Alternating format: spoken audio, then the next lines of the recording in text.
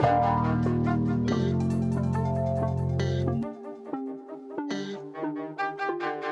Thursday, October 5th on the Sleepers Podcast, live from 11 a.m. in Portage. Carter Elliott is here. I'm sure he's preparing a fine glass of wine this morning to toast to a new Aubrey Drake Graham song. No, instead we have a blender and it appears some soy milk, almond milk. What are you doing? Yeah, almond milk. I'm just making a little it's kind of a protein shake, but you add ice to it, so it's more like a milkshake. So it's kind of like a little dessert thing. And I know it's a little weird to start your day with some dessert, but I mean, this is just if you have a blender and you have the means of making one of these, I highly recommend it. You just put, ice, milk, protein powder. If you have a banana, throw like half a banana in there. I'm gonna put a little scoop of almond butter in there just to get a little freaky with it. Don't try this at home if you don't have this in your game. This is advanced stuff right here. Are you gonna lick the scooper? The protein scooper? No, I got morals. I am licking this peanut butter spoon though once this almond butter comes off here. But yeah, just a nice little treat to start the day. You know what I'm saying? Yeah. What decides whether some days you need your basic nutrients and some days you deserve a treat? What day deserves that? What decides that? So this is like Friday Junior in my eyes. I'm anticipating the weekend and I want my nutrient. You know how you used to say you want your chips with the dip? Mm-hmm. Well, I want my nutrients with the dessert. So that's what we're doing right here. All right. So fascinated by this string. Thank you for putting so much effort into this.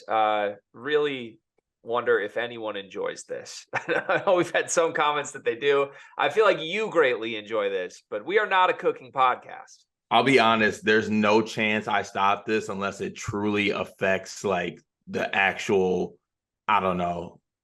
If it blocks the sleeper's blessings, I'll stop it. But I'll be honest with you, I am actually greatly enjoying this. And I actually brought a toaster? Huh? No, it's a blender.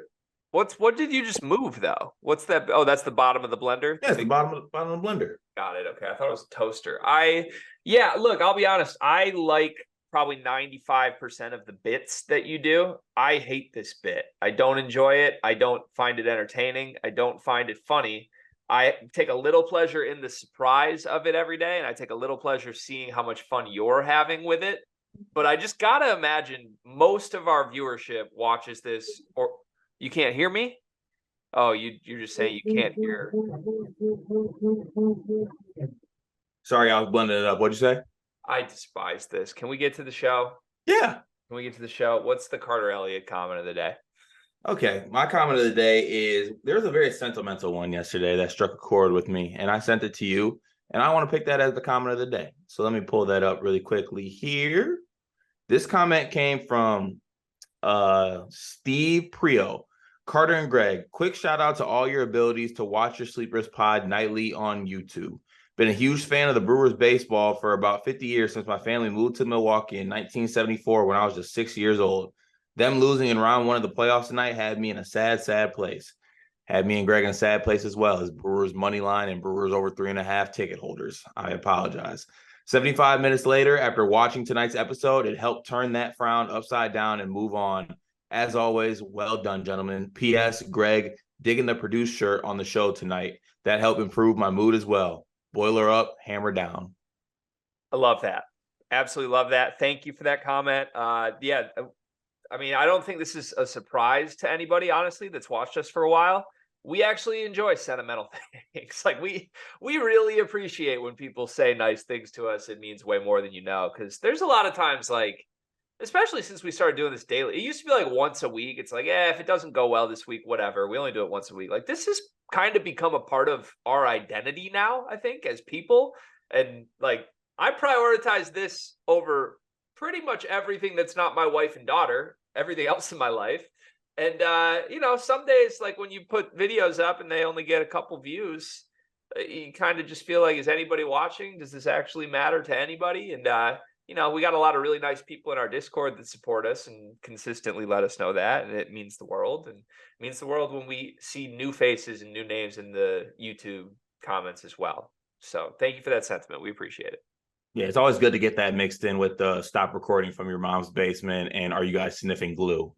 Those mixed in it helps cancel it out a little bit. Those mean a lot more. It's all part of a balanced diet. Like you couldn't live off of 100% compliments. You couldn't live off of 100% hate. I feel like the right ratio is probably like 40% hate, 50% just like happy but not specific comments, and then 10% like really nice heartfelt compliments. That would really do wonders for my psyche. So appreciate that. Yeah, Brewers killed us. I had really just the team total over 3.5. They scored 2 runs in the first. I thought it was to the bank. I started betting like it was a winner before it was a winner. That was a mistake. But yeah, I mean, tough one. And been there, by the way. We've both been there with our teams falling short in big moments. And I'm glad we could provide a little ray of sunshine to you in that moment. Yeah. Quick follow-up to that. If someone wants to leave a comment in the YouTubes today, I want to know why people go out sad on the last swing of the game. Like, why aren't you not just trying to annihilate a ball? I think he just got duped. Like, I think it was some off speed, and he was, but he was gone before it could even realize. Can I get a quick update? I see you're about 50% through that treat. How's it going? Going pretty good. I will say the banana is key, and we don't have any bananas. So it definitely doesn't taste as good as it usually does, but I mean, it's getting the job done. Okay, good to know. We're getting back to our roots today on this episode. I am very excited for that because in our heart of hearts, Cart, where this all started was usually me talking shit about Michigan State basketball and getting called out for it. And then we discovered that we're an Illinois podcast. And then we discovered that we make fun of Andy Katz. So we get to do all 3 of those things today. It should be really, really, really fun to do. So let's start with the Discord comments before we get to all of that. But honestly, like I'm eager in anticipation of just getting to the segments today. That doesn't always happen. It's definitely happening today. Our comments today start with Fam, who says, wait a minute, help me out here, fam. Am I the only one that refers to a knockdown 3-point shooter as someone that has a strap? You're not the only one, but I've moved on from strap. Like I said, they got a burner, they got a ratchet. Strap's a little outdated. Really? Yeah. Like I usually say, hey, he's got a burner, he's got a ratchet. That's usually what I go with. Okay. I feel like that's just a dialect thing. I don't think it's necessarily outdated. Yeah, true. But who knows? Coy says we did not have a ton of submissions on the Sleepwalkers top 17 from yesterday. So one voter could make a meaningful difference in the results. One voter left Michigan State out of their top 17 completely, which obviously dropped them. I hate Tristan so much. I know it's him. I know it is. Yeah, Tristan immediately outed himself and said, that's payback for Carter always talking shit to me. He definitely... Yeah, but I think he wants to think we're joking. Like, I know he actually did that. He 100% did do that. Travis Nelson says, as an MSU fan, I had them right at 6, behind Kansas, Duke, Purdue, Houston at 4, and UConn. He had Marquette 9th, probably swayed Gonzaga higher. He had them just outside the top 10. MSU fan with MSU at 6. I don't think I've seen that this year. You know, I haven't seen that. The most surprising part about that to me is having them behind Houston. And I love my Cougars, and I love Sampson and the gang. But I don't know. It's a different vibe with this team. Obviously, playing in the Big 12 this year too. It's different for Houston. Yeah, you do love a good Cougar.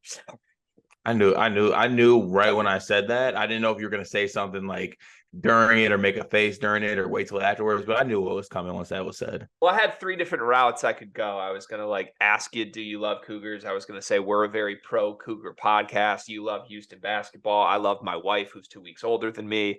I just didn't really know which route to take, so I kind of stumbled on the execution of it. But anyways, let's move on. Tristan Freeman says, another awful opening minute by Carter to start this pod. Carter, I didn't have a great morning, woke up at 4:30 a.m. and my dog, ...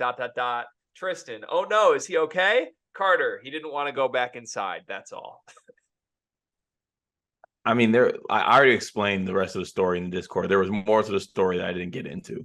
I mean, you just got to remember that Carter is dramatic. He asks us twice a week on this episode, would you define me as dramatic? We always say yes. We all agree. So when he's gassing up that he had some horrible middle of the night story, It's most likely nothing, and he's being dramatic. All right. You know what? I don't have to explain myself to you people. Travis Nelson replied to Tristan, calling you out on this, and said, "This was also me with his Twitter video today, hyping up his wife running the marathon. Travis got very nervous at first when you said, that's not that kind of video." He followed that up by saying, "Shout out to your wife, by the way, for running and raising donations." So, yeah, do you want to give a quick plug to Meg's marathon here?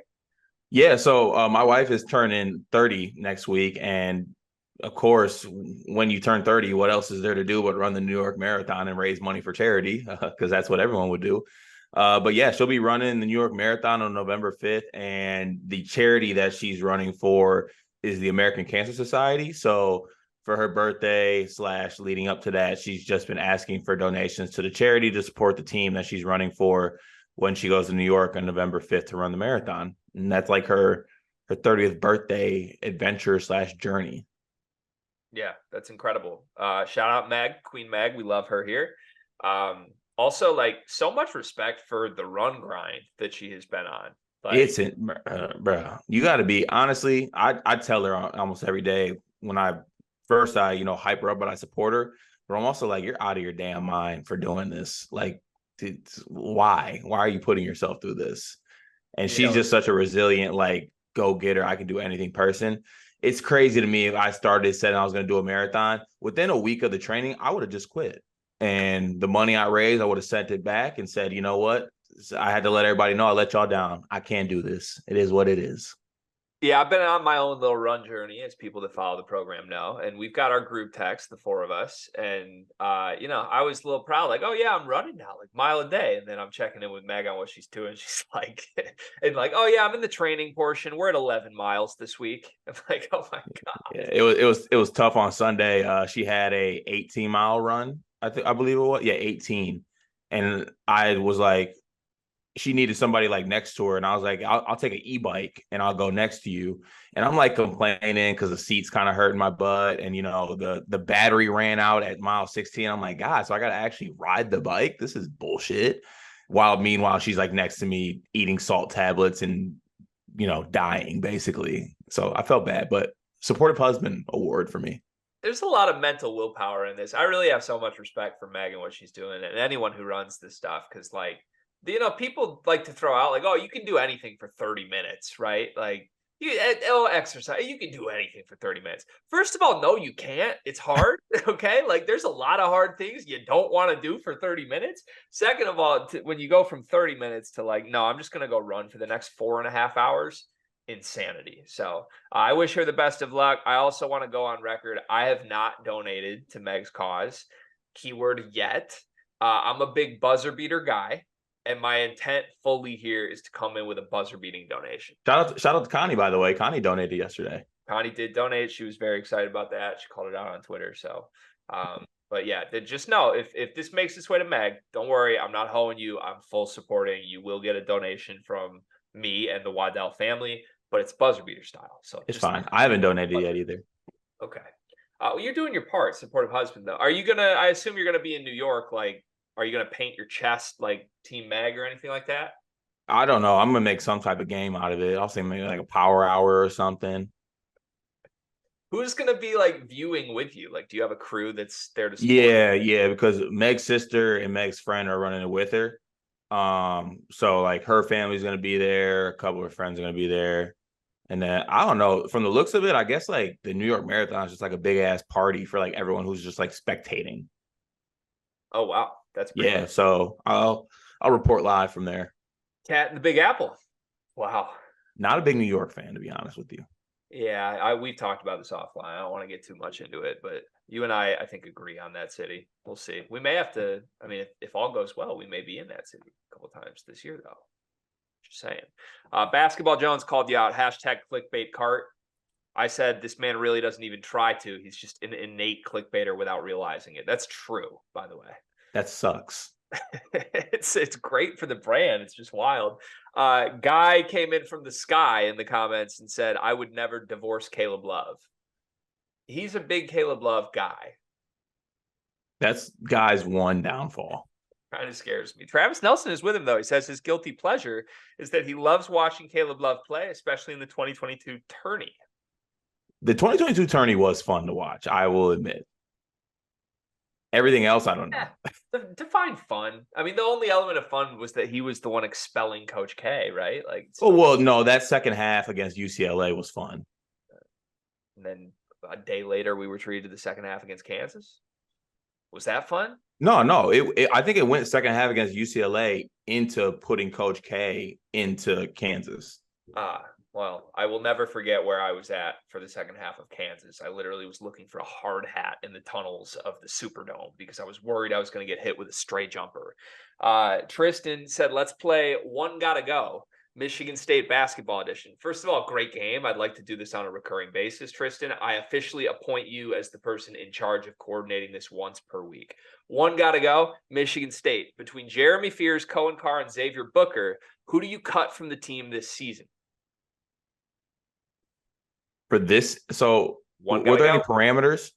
So I just followed up with like, is there no concern for the future at all? Like a meteor hits us in May. And Tristan's words were this season. That's it. Who helps that the least? As much as it pains me, it's probably Fears. Yeah, I think it has to be Fears. Yeah. The only other one I would consider is Cohen Carr, and that's just if you don't think Cohen Carr is going to like be a rotation guy, but I believe Cohen Carr is going to be a rotation guy. So doesn't matter. Like Jeremy Fears could be, I don't know, who's a great freshman point guard. Jeremy Fears could be Tremont Waters, and it still doesn't help Michigan State this year, right? Like what's the world where Jeremy Fears like makes a huge impact on this team? If one of the other guards is going through a slump. That's it though, right? Like it's on the other three guys to mess up. It's not on anything Jeremy Fears does in this calendar year. Right. And well, if those other guys mess up and Jeremy Fears playing well, will have the ability to not have Tyson and AJ absolutely run out of steam towards the end of the season. Yeah. Okay. But yeah, it would have to be Fears. Natalie Rose chimes in. She says, this is hard for me, but my answer would be Cohen. Yeah, the hard part is like, I don't know. Like, man, Jeremy Fears is really good. Like, if I was picking who I think might be the best player this year, like just best player doesn't matter about role. I think I might pick Fears, but he's just so buried, and it's not his fault. It's not a bad thing, but I don't know. It just sounds like I know DK's been pushing. There's some rumblings. Jeremy Fears might play 20 minutes this year. I don't know how that's going to happen though. How's that even possible? That's what I'm saying. He's pushed that a little bit in the last week, which is notable because I think he's hearing that from real people. But like that means AJ's taking a big step back in minutes if that's happening. So yeah. And also I'm not even concerned about what the play that's affecting him to take back minutes. The mental of AJ getting his minutes cut. Yeah. I'm scared of that. Yeah, it could be a little complicated. Travis Nelson says this season only he picks Fears. Also, he watched the MSU Kansas State highlights for the first time since the game the other day. Parentheses pain. But today I watched MSU USC highlights after seeing the clips of Madi Cooper that coincidentally sent Greg's Twitter into a tailspin. Watching it back, there isn't a more satisfying sound in sports than the roar of the crowd at the NCAA tournament. Do you agree with that? Yeah, it's a pretty outer body great experience. It really is. What's your top 3 sporting event sounds that you've experienced?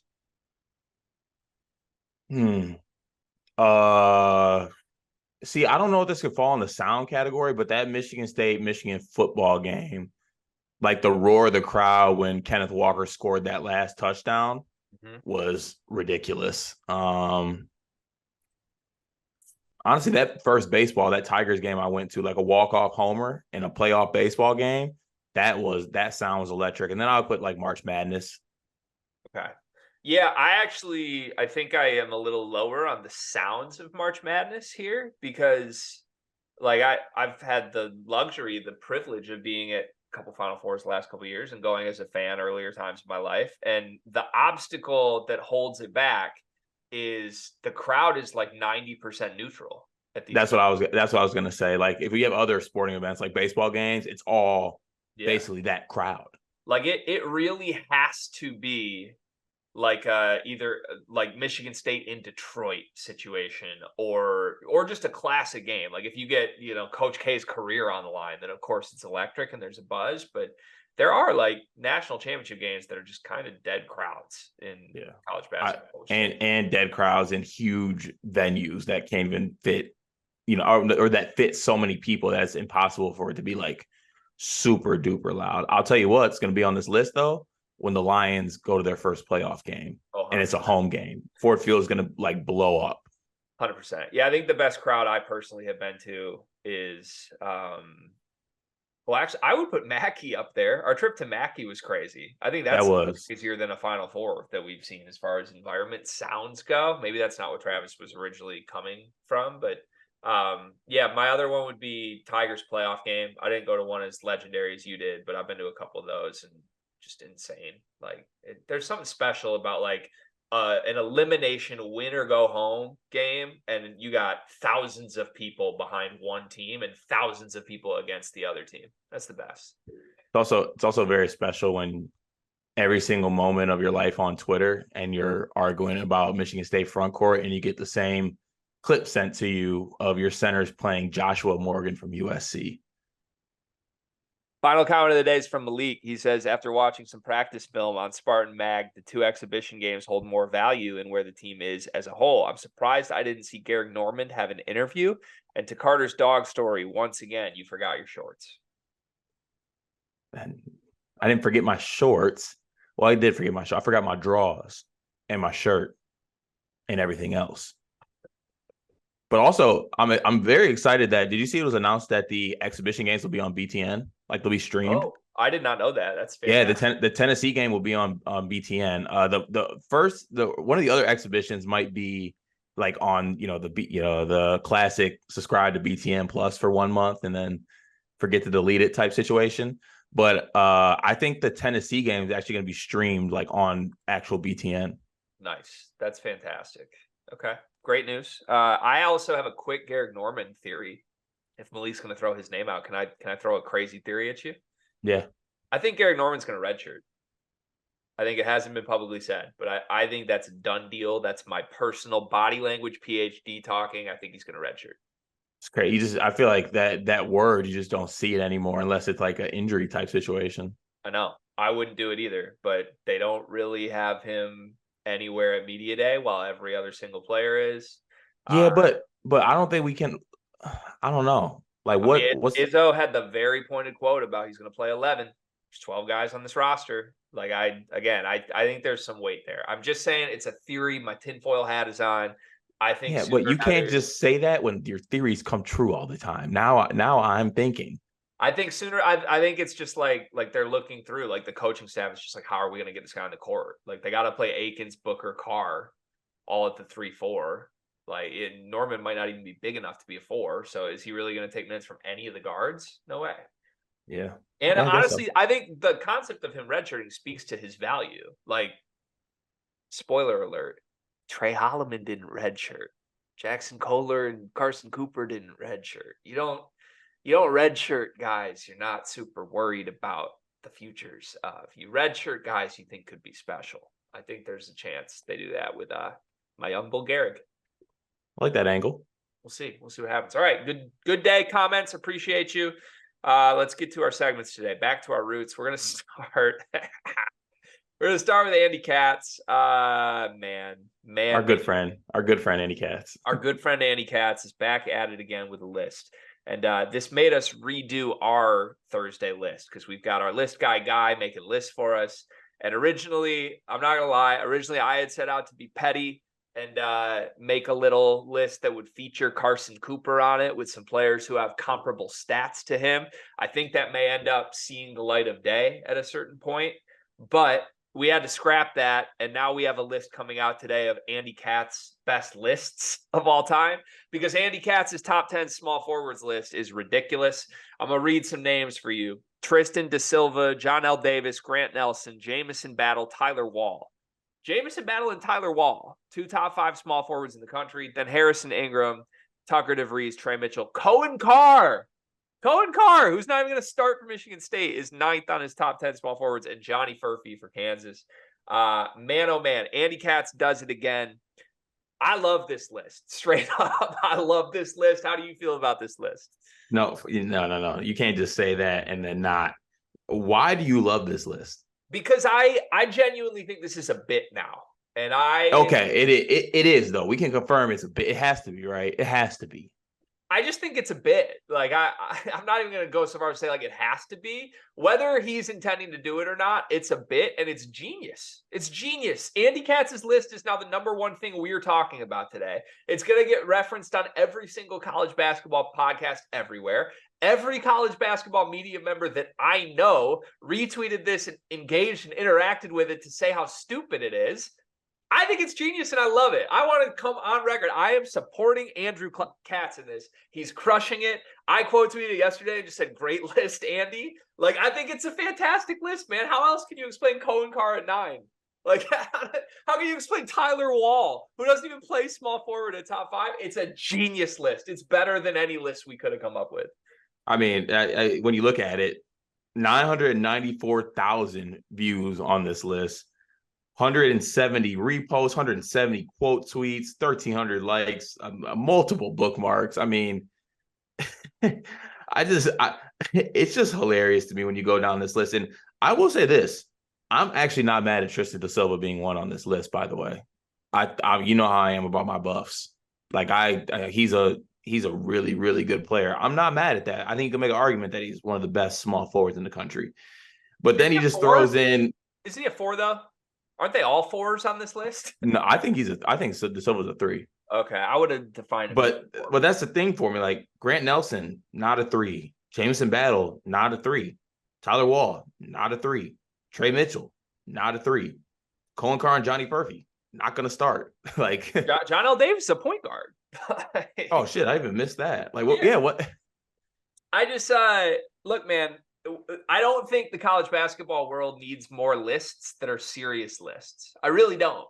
But there's a lot of room for people who are trying to be kind of like quirky and fun and just, I don't know, do their own shit with a list. That's what we're doing, right?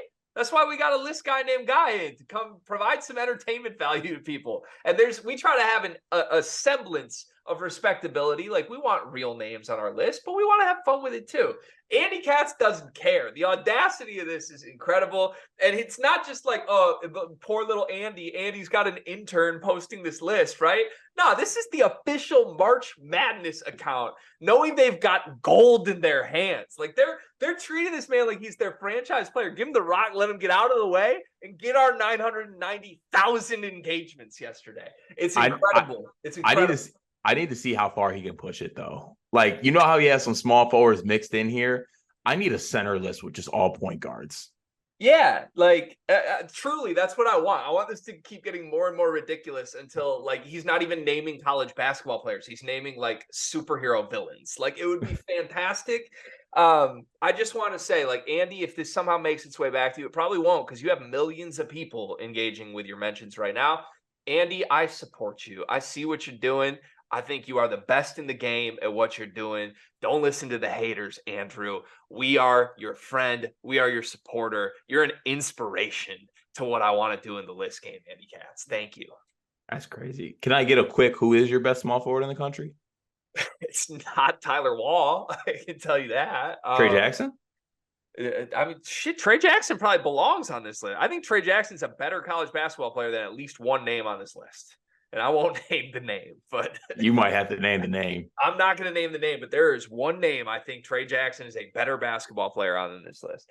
Let me think here. I mean, the problem is, like, there's a lot of guys that play the 3 that I wouldn't define as small forwards. Right. And maybe that's part of Katz's issue here, but like is Antonio Reeves a 3? No, he's probably a 2. He's going to play the 3, I think, at Kentucky. There's going to be 2 little guards next to him. Is he? I don't know, because I don't know if they're starting Dillingham. I think it might be like Wagner Reeves. Who's at the 3, 4, 5 then? Aren't they? What about Justin? Oh, are you calling Justin Edwards the 3? Yeah, I think Justin Edwards will be a 3. Okay, then yeah, Reeves is disqualified. I don't know. Do you have an answer? Let me think on this. I don't have an answer prepared. No, I already said it. I think De Silva's a good shout, but I'm going through it. I don't know if I'm missing some. I mean, maybe Elijah Martin from Florida Atlantic. Is he a 3? Over John L. Davis? Yeah. Yeah. I'll throw one name out that I think will be on the list by the end of the year. Who? Mitchell at Texas. Who? Dylan Mitchell at Texas. See, I think he's a 4. See, this is hard. I think he's gonna play the 3 at Texas, right? Or no? No, I guess it's who really knows? Like, okay, is Jay Nakins a 3? Yeah, Jay Nakins should be a 1, but he's playing the 3. I don't know. What do you make of Cohen Carr being on this list? It's obviously ridiculous, but what do you make of this? He just shouldn't be on the list. Should anybody else, like, should Akins be on the list over him? Should Malik be on the list? No. I really was waiting. I said this to you, but I love you, DK, but I was waiting for the DK tweet that was like, this is a great list, but where's Malik Hall? Like, I really was waiting for that. Yeah, I don't know, man. Like, is Cohen Carr a top 50 small forward in the sport? Like, what is the number you would assign? Yeah, top 50 probably. It's a lot. It's a lot of small forwards. Are we sure? I mean, we might have to do an exercise where we go through it. I feel like we don't have a definitive name. I feel like we're dropping the ball on this. We got to come up with a best small forward. We have to. Let's think. I feel like if I just pull up who are we missing? Like, who's UConn's small forward? No. Oh, Baylor Shireman. I don't love that. Arthur Kaluma? He's a 4. Wait, why don't you love Baylor Shireman? I mean, I love Mike Creighton. Love him. I don't know that I would say Baylor Shireman's the best wing in the country. Not a wing year. Like, can I talk myself into Pell Larson? Nah. Andy might be onto something, man. He might. Andy's right. Andy might be right. Let's go back through this. You know what? If you criticize this list, give me your list of top 10 small forwards. Who do we have? I don't think there's any great ones. I mean, I could definitely go through it and I at least pick small forwards. Give them to me then. Give them to me. Can't do it off the top of my head. It's because there's not any. Kevin McCullough? Kevin McCullough's the name I feel best about so far, and I hate that. Sorry, I'm just doing a little quick peruse here. I mean, shit, maybe the small forward position just isn't it. I think he had to stretch a little bit, and I think he stretched in the right way. Like Mark Mitchell. Mackenzie Mbako? Yeah. I think you're stretching into like the freshman range there. I don't know, man. I don't hate it. How much longer until we get to Jose Perez should be on this list? Got a lot longer. I think my official answer is Arthur Kaluma. And I don't even know if he's a 3. That doesn't actually, I'll give you Kaluma as a 3. I go Kaluma.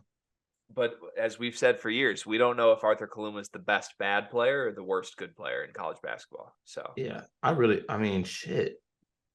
Maybe Katz is on to something. Yeah, we respect you, Andy. Thank you for your hard work on this. Keep it up, Andy. Please keep it up. Let's go to our next topic. Jase Butler commits to Illinois. I mean, that is the sentence. Jase Butler commits to Illinois. Not a super prestigious recruit here, but another name, the third name in Illinois' class, along with Merez Johnson and Jason Jaxtis. What do you make of Butler's game? Is this a needle mover for the Illini? I really don't think it's a needle mover whatsoever for the Illini. I'm not saying that I wasn't impressed with like Jace's film. I think that he is a good player. But there was nothing on his film that like popped to me as like being a Big Ten contributor, even down the road. I think back to when there was the kind of the shock value that Jason, can you pronounce his last name again? I don't want to butcher it. I've been saying Jaxtis. I don't know. Jaxtis? Okay. I'm going to go with Jason Jaxtis, and I apologize if I'm mispronouncing it. But when I saw his film, I thought it was like, oh, he's raw, but there's something there. Like junior year Jason could be a contributor. when I'm watching Jase Butler, I just don't necessarily see it. And honestly, putting my Illini champagne problems hat on right now, this class it's interesting because I think you do have to add guys like Jason. You have to add guys like Jase Butler, and then you have your star piece in Morez Johnson. But I think there's got to be a little bit more rounding out to that class. Like Morez is the prize fish. He's like a top 50 guy, top 30 guy. I think he ends the season, honestly, by the time we get to like McDonald's All-American and 5-star category. Like I think he'll be in that range by the time we get there. But then you got to mix in some other guys like in the middle of there. It can't be like McDonald's All-American 200 level recruits. You know what I'm saying? And granted, these guys might hit. Ask Matt Painter. He gets 200 level recruits all the time and makes it work. But at the same time, after watching Jase Butler's film, good player, but his offer list looked like it matched up with the player that he was. Yeah. Do you want to read the offer list? It was Loyola Marymount, UC Santa Barbara was on there. I want to say UC Riverside. Cal State, Fullerton, Colorado State, yeah. Loyola Marymount, UC Santa Barbara are what 24/7 had. Yeah, look, not a prestigious recruit. That doesn't mean he can't be a great player. We've seen that happen a lot. There's undervalued guys. I think you would like, if you're an Illinois fan, I think you would like the undervalued guys that Brad signs to have more like high major looks still, even if they're not prestigious high major schools. Like this, to me, this is a mid-major ad.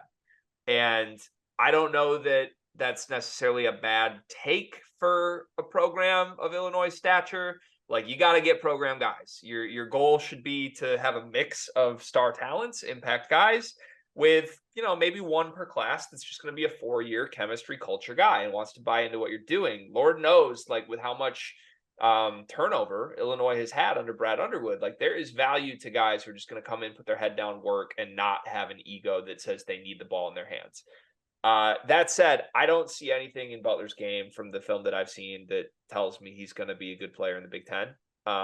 It could happen. Like I said, there's a lot of guys who come in under the radar and surprise people, but just off of what I have seen from the film alone, I don't love this. I don't expect really anything to come from this over the next 3-4 years. I think it's more likely he's just either a bench guy or potentially a transfer out to a lower level at some point than it is that he's in the rotation.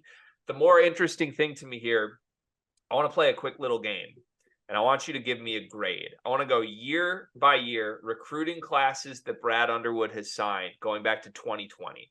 And I want you to retroactively grade the class with knowing what we know now. Obviously, it's different than when he signed them then. But, man, it's not the prettiest thing here. So 2020's class, Adam Miller, Andre Curbelo, Coleman Hawkins, Brandon Lieb. This was the 16th best class in the country out of high school at the time. What would you give grade-wise for that class? A C. A C, because you didn't really keep any of these guys, and they all had strange personalities at minimum. Moving to 2021, Coleman carries a lot of weight for that C. Right. Moving to Carries it all. Moving to 2021, the 24th best class in the country. Brandon Pajemski, RJ Melendez, Luke Goody. D. A D? D as in dog? Yeah. Okay, because again, he didn't keep Pods. Pods is a really good player. We like Goody, but the rest of this is kind of what's going on. 2022, the 11th ranked class in the country. Sky Clark, Jaden Epps, Ty Rogers, Sincere Harris. I'm going to give that a B. That's a decent class, even though he lost the 2 best players in the class. To 23, the 29th ranked class in the country. Nicolo Moretti, Amani Hansberry, Dre Gibbs-Lawhorn, Zachary Perrin. Zachary Perrin's not even there. Zachary Perrin's not even there.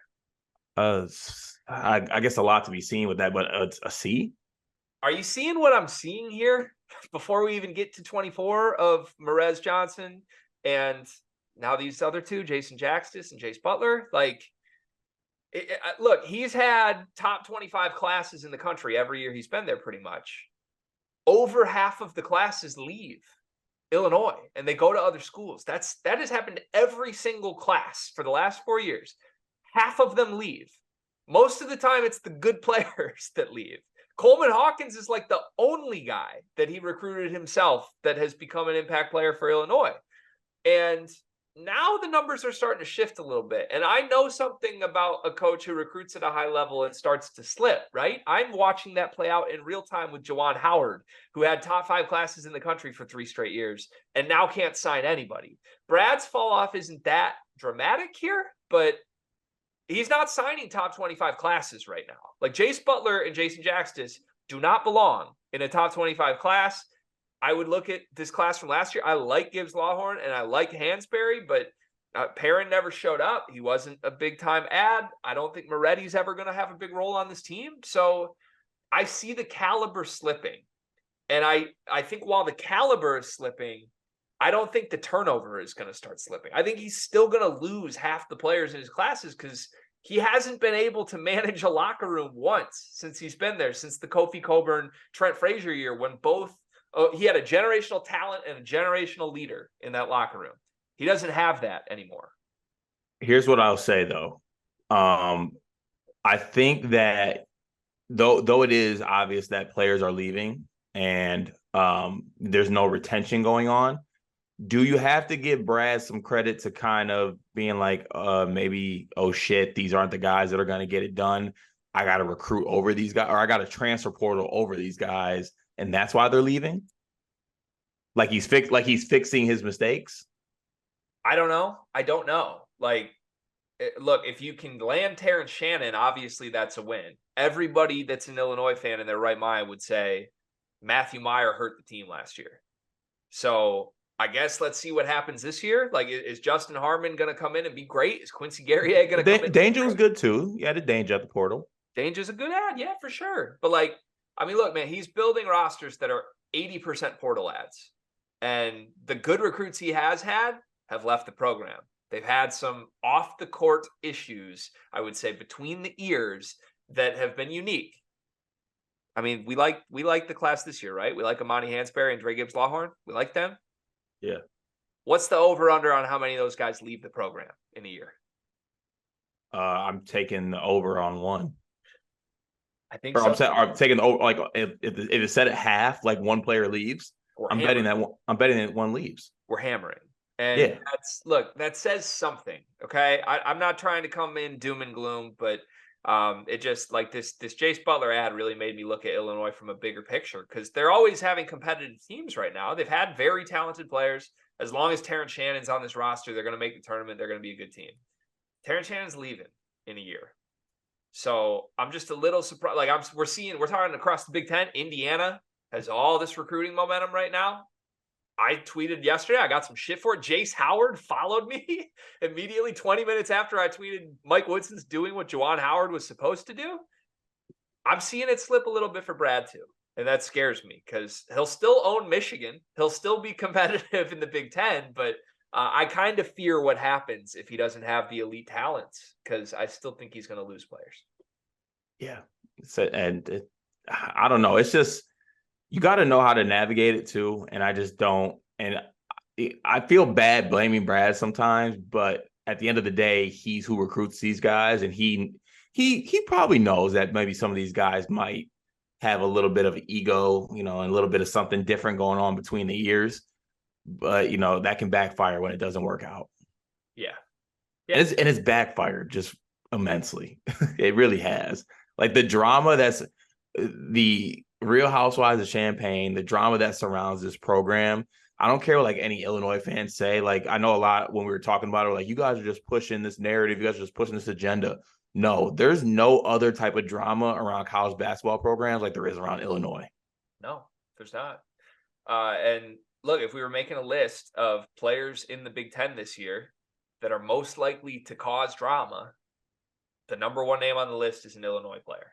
It just is what it is. And look, if we're wrong, we'll come back on here and say we're wrong. We like it when Illinois is good. Genuinely, we do. And look, I feel like we're coming across like I'm doom and glooming the program just because of a Jase Butler ad. I feel like that's a little harsh to Jase Butler. So if this makes its way back to Jase Butler or family or coaches or anything like that, I'm sorry. I don't mean to judge you that much. Like all we've seen, like a hardworking kid, going to have some opportunities to play in college. Like, I'm sure he would be a good player for a lot of programs in the country. It might be at Illinois that happens. I don't want to write him off. But yeah, just stepping back, looking at this class, like Jase and Butler are not two guys that I would normally associate in a Brad Underwood class. And if he's struggled with the higher talents in general, I don't see how the lower talents are going to help him. We'll see. Hopefully I'm wrong. But there's your Illinois update. First time in like months we've had an Illinois update. That felt kind of good, didn't it? Yeah, it did a little bit. I missed them. But missed also just went in my last thing before we move on. I just went in my head. Like next year, Damask gone, Terrence Shannon Jr. gone, Harmon gone, Coleman Hawkins gone. Like there's some places to fill with that team. And some of that should be done with maybe guys stepping up, but also some of that should be done through recruiting too. So I don't know. And then I mean your biggest piece too, Merez Johnson, is coming in at a position of a guy you recruited in your last class. Like there's a world where Armani leaves. What is next year's starting lineup for Illinois? I think it's Ty, Sincere, Goody, Merez, Dane. They still have Dane for one more. I think, yeah. Okay. Because Dane's a junior, right? Or a sophomore? You know, now that you spell that out, I like that team a lot more than I was expecting. Like it shouldn't be forgotten that Ty and Sincere are still sophomores. If those guys stay for 4 years under Brad Underwood, then these recruiting classes shouldn't matter as much. True. I'm just a little skeptical they're both going to stay. I'm sorry. Can I say that out loud? Like I'm a little skeptical we're not going to have a Melendez from one of them. It's never a bad guess to infer that with Illinois. I noticed that you didn't have Dre Gibbs Lawhorn in your lineup for next year. Shit, my apologies. I wasn't sure if that was intentional or not. That was not intentional at all. Okay. Interesting. Okay, let's go to that was a really good warm-up for our third segment for me. Let's address the drama this week of me back in the weeds with MSU Twitter. Carson Cooper. We're going to frame this as like a state of the Michigan State front court, but I want to talk specifically about Carson Cooper and my comments on him. Michigan State's front court this year, on paper, the only weakness of this team. It is what it is. It might not be a weakness anymore because they have some highly touted, highly talented players that could come in and impact the game in ways that the returning players on last year's team that had a bad front court cannot. Okay.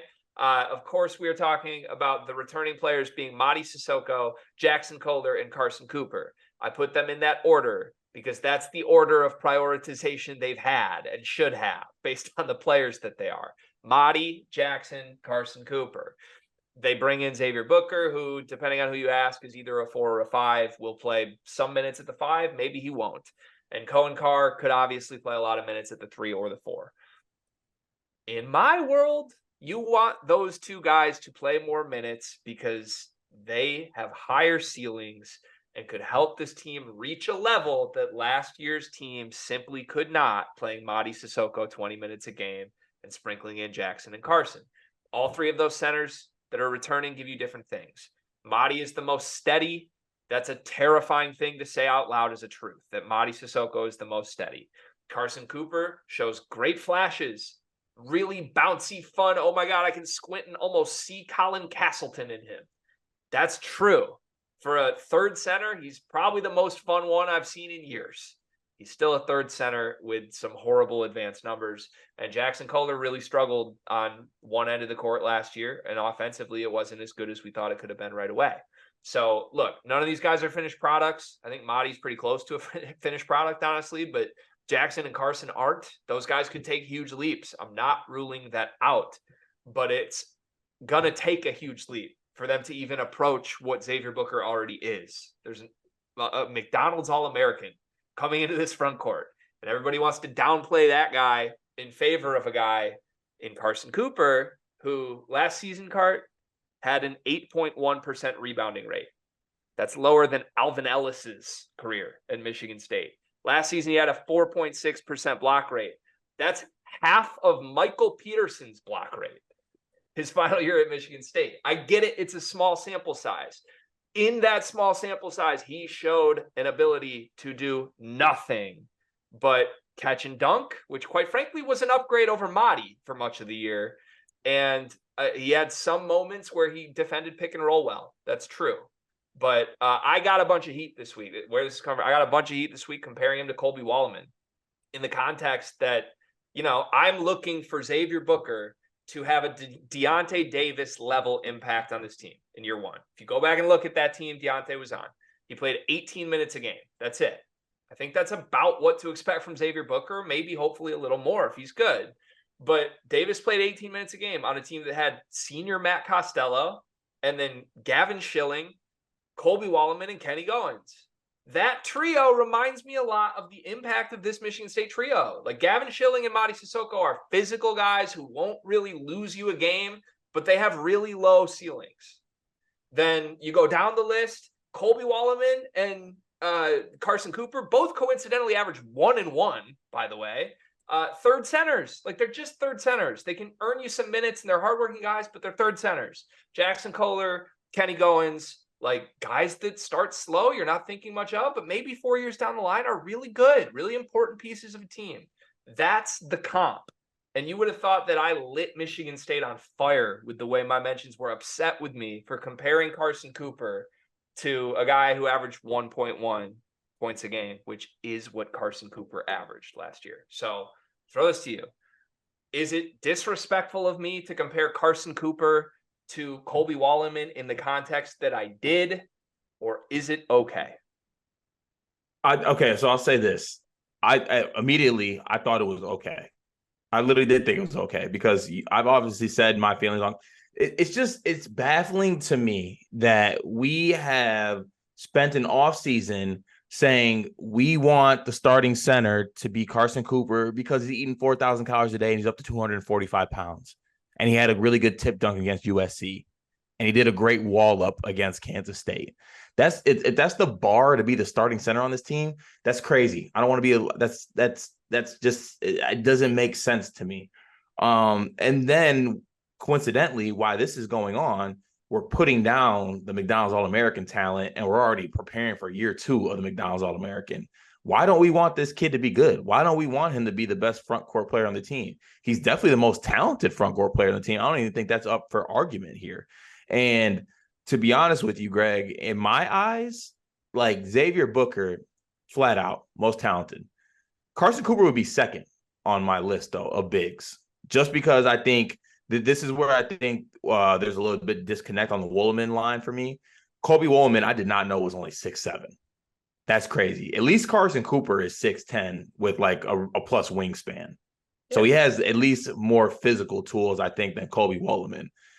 But then again, he has more physical tools than Colby Wallerman and the same stats as Colby Wallerman. So, I guess you could make that on a reverse argument. But it's just odd to me that we are just Michigan State's fan base wants to attach themselves to a player and ride for that player. And I don't understand that. Why can't we ride for everybody? Or why can't we ride for the guy with more talent? Because I think it's clear that Xavier Booker has more talent than anyone else in this front court.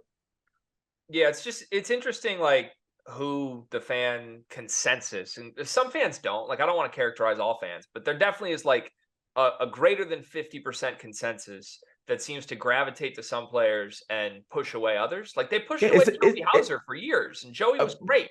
Yeah, but even when you look at it, I know this is the state of the front court union, but why are we pushing for Trey Holloman minutes when that would cut into Jeremy Fears minutes? Right. It's kind of the same thing. Like I don't understand. Good basketball teams don't have 13 great players. They have anywhere from 5 to 10, and then they have some bench guys. Like go back through the national champions and look through the 11th, 12th, 13th guys on those teams.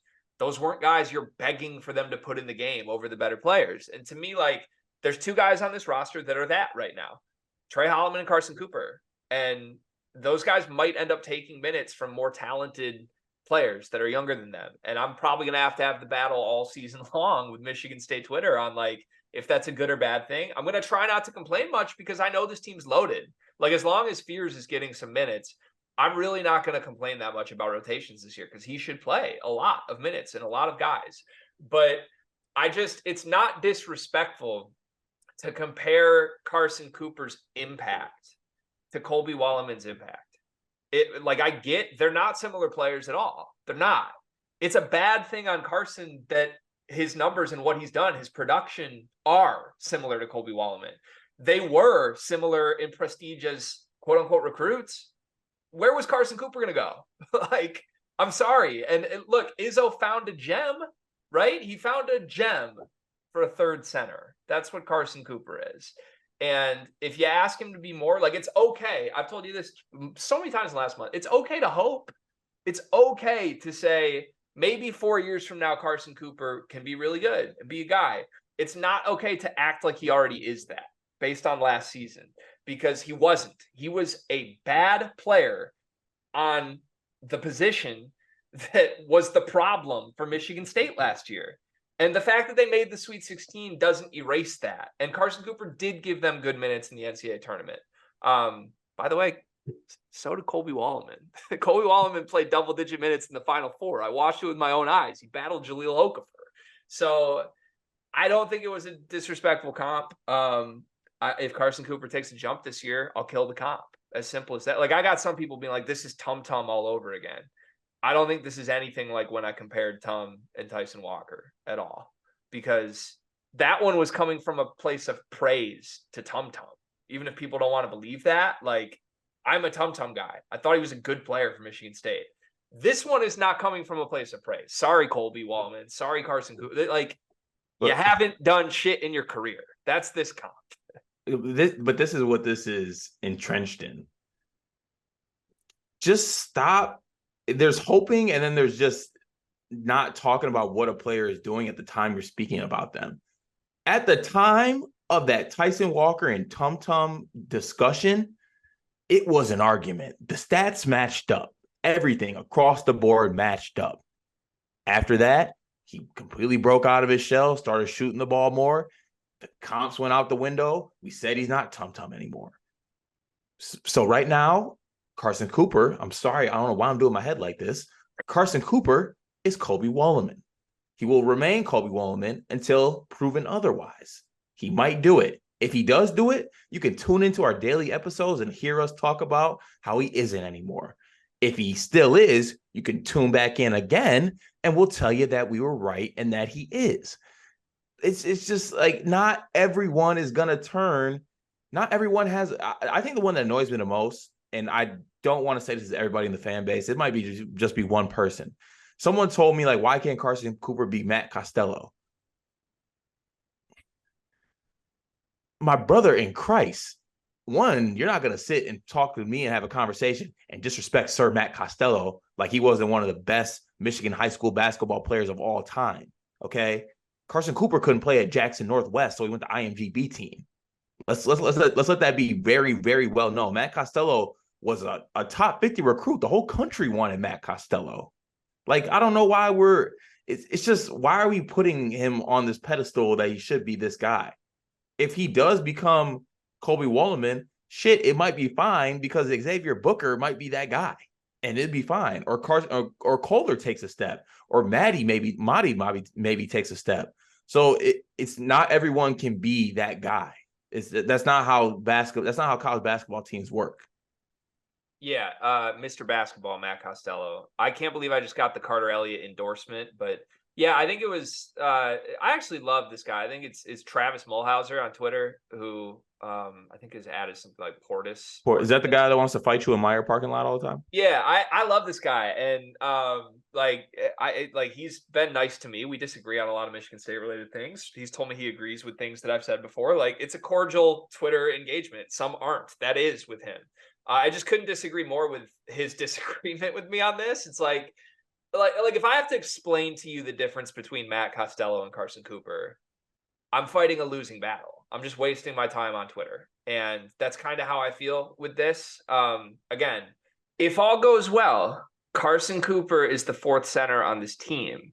And the way I see that playing out is Mady Sissoko starts games as he did all last season. I think you're going to see Jackson Kohler be the first center off the bench, and I think you're going to see a jump from him because he was a top 100 guy who I like. If we're going to praise Carson Cooper for big moments last year that happened in one game when he just catch and finish wide open dunks, why did we not praise Jackson Kohler for his moments? Because Jackson Kohler was giving Trace Jackson Davis hell. Like, to me, that was more impressive than anything Carson Cooper did. I expect a jump from Jackson. You'll see those two guys. And then if Xavier Booker is what I think he is, I think you're going to see him play 2 to 3 minutes at center in the first half. I think you're going to see him close games at the 5 and play 5-6 minutes. And that doesn't leave room. Like, you don't need 4 bigs on a team. You don't need them. So it's going to go one way or the other. Either everybody else is right about Carson Cooper, he makes a big leap and looks like a real backup center on this team, or I'm right and he's not even in the rotation. He might play like 1 to 2 minutes here and there. But G, that's the thing that the leap is for him to be our backup center. Right. Stop hoping for this guy to be our great white hope at center. He's not.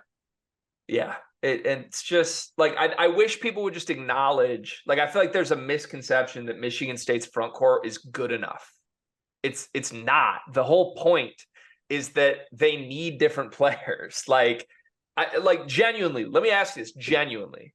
In your heart of hearts, say Xavier Booker is a total flop this year. He's just not playable. Is Michigan State good enough to win a national championship with this front court? No. That's how I feel too. And I don't understand why everybody else is acting like it's right. Like, they need to take a jump. And the jump is going to come from the McDonald's All-American and Cohen Carr. It's not going to come from who your third string center is. We lost a lot of games last year because of who our front court was.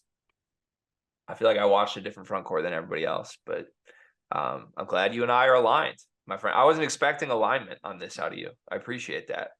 I'm willing to fight the good fight this year. I appreciate that. Go green. Top 5 team in the country. Free Xavier Booker, though. Do I have to start the free Xavier Booker movement already? Are you going to yell at me for that? Yes, I will. Now you're going too far. If Carson Cooper, honestly, the biggest moment of the Michigan State basketball season for me this year is who checks in first off the bench. Is it Jackson Kohler, Xavier Booker, or Carson Cooper? That's going to tell me all I need to know. And if it's Carson Cooper, I'm muting everybody. I might delete my Twitter. It's going to be, though. You actually think so? Uh-huh. I think it's Kohler. What has Cooper done to leap Jackson Kohler? He was 3rd last year. He's taller.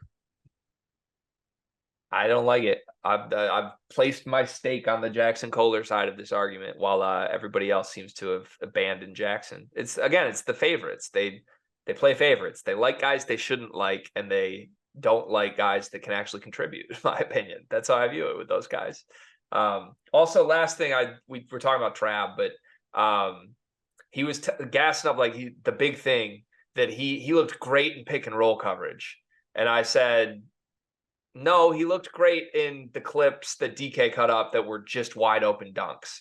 And he was like, you don't know me well enough if you think that's what I'm talking about. And then 5 seconds later, he linked a video from the USC game where it was 9 Mady Sissoko plays and 3 Carson Cooper uncontested dunks. Like, that's all you have to point to, literally, is the 3 uncontested dunks he had in the USC game. And I guess you're right. Aesthetically, he looked great on those dunks, you guys. I mean, you can squint and see Zach Edey and Carson Cooper. It's pretty impressive. There's a world. Can we do one big thing? One big thing presented by Big B. You want to go first today, or you want me to? Yeah, mine's short. Prepare yourselves. Do what you have to do. I don't know what your routine is, but we got a generational Drizzy album dropping tonight. It's up. That's all. That's my one big thing. Prepare yourself. I thought I was mentally prepared. Listened to that song, realized I'm not. Took a step back, took a look in the mirror, realized that I need to be in a better place, because there's some generational tunes that'll be dropping tonight. And I'm not prepared yet, but I'm going to get there. 2 weeks ago, you called out Aubrey Drake Graham. Do you think this is in response to you? Yes. And I'm glad. And I take credit for it. I brought greatness out of Drake. You should. I appreciate that. All right. My one big thing is also Drake related. I have my 4 best lines. I thought I had 5, but apparently I deleted one. I have my 4 best lines No, I have five. I have five best lines from the Drake song. Can I please present them to you? Please. Okay, number 5 in reverse order here. Number 5, walk in Chanel. Like, hey, how the fuck you need more Chanel? Great line. That was a great one. Number 4, I'm used to seeing tears drop over enormous meals. Love that line. And then he follows that up with some Lauryn Hill, Jordan Peele back to back. Really, really, really nice. But tears drop over enormous meals. Like, I just want to be there for an enormous meal. I want to be present. I want to be right there. Number 3, a little double entendre on this one, I believe. I got you on camera bowing down, but the footage is safe. Thank God, another USB to put in the safe. Great line. Do you know who that line's about? I have a theory. It's about Kanye, isn't it? I think it's about Metro Boomin. Ooh. It's my theory. There's a lot of Metro Boomin thank God content, and the stutter between USB makes me believe it's Metro Boomin. We'll see. Number 2, another little double entendre here. Been talking to Adele like he majored in finance. Can I get your rap genius breakdown of that line for me? Been talking to Adele. Been talking to Adele like he majored in finance. Because I think I might be overreading this. I think this is one of the lines of the decade. Talking to Adele. Is it like Dell, like the corporation? So first off, I think Adele is a person. I don't know who it is, but I think he has like an Adele in his group. We're not talking about the Adele, are we? Like Rich Paul's Adele? That's one of the triple entendres here. I think there is a male Adele in his group that like does something for him. I don't know what that is. The OVO Adele. I believe there's that. 2, talking to Adele, like the Adele, majored in fine ants. Adele, fine ants. And then 3, Adele computer finance. Damn, I already listened to it like 4 times. I need to dive back in. Yeah, I was doing backflips on that one. That's my number 2 line. And then number 1, this is just my mood between now and April 9th. If you know, you know. Not saying I'm the best at what I do. I'm just saying that it's me versus whoever want to lose. I mean, that's a bar. That last verse was some generational Drizzy. Let me end this really quick here. I got one more verse for you, and I want to lock the hearse up here. Yeah, incredible stuff. It was good enough to make me overlook the Czechoslovakian line. That was bad. People like that line though. And the fact that he led into it with the Yugoslavia was bad enough. We had to come back with he did save that line by hitting the Czechoslovakian man. What the fuck? And then like did the Drizzy hands in the head thing, and then got back into rapping. So it picked up for it. I'm worried about Adonis. I'm very worried about Adonis. Okay, my daughter can't speak yet, but I'm worried about his mentals. I gotta be honest. That's crazy. He's what, 5'6"? I don't know. He's 5'6" and just I'm putting letters down. Yeah, it's not a word, just letters. Isn't he like 3? I don't think so. Can I get a Google on that? I'm worried about Adonis, man. I'm worried. Hold on. Adonis current age. I think he's 5, and I think he's operating at like a 2.5. 4. Okay. Yeah, he's about a year and a half behind where I'd expect him to be. But sorry, actually 5. He's 5. Yeah, he's about 2.5 years behind where I expected to be. I'm thinking of you, Adonis. Can't wait for the album. I'm sure tomorrow's episode will include our thoughts on the album. I don't think we're actually going to have that boy D Hill. I don't think so, because he's still willing and wanting to be on the show from Spain, drunk at a bar. I think we might say we don't need that anymore. We do possibly have a different guest, though, but it's only possibly. And it's not Drake or Adele. We'll see what happens. Have a good Thursday, everybody. You think we can get Andy Katz on an episode? Try. You want to try? Yeah. Okay, we'll try. Bye, everybody.